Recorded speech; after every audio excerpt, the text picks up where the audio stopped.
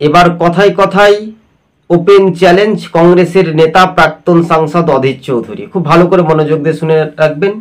শাসক দলের মুখ্যমন্ত্রী প্রশাসনিক বৈঠকে এর সিদ্ধান্ত, কিন্তু বাংলার পরিযায়ী শ্রমিক, মুর্শিদাবাদের পরিযায়ী শ্রমিকদের কথা একবারও তিনি ভাবলেন না। কেন এই রাজ্যে রুটি রোজগার নেই, কাজ নেই, কর্মসংস্থান নেই, সমস্ত সব দুর্নীতির আড়ালে লুকিয়ে রয়েছে, আর আমাদের বাংলার পরিযায়ী শ্রমিক, মুর্শিদাবাদের শ্রমিকদেরকে ভিন রাজ্যে কাজ করতে যেতে হচ্ছে, কর্ণাটক, তামিলনাড়ু, গুজরাট, মধ্যপ্রদেশ, মহারাষ্ট্র, বিভিন্ন রাজ্যে।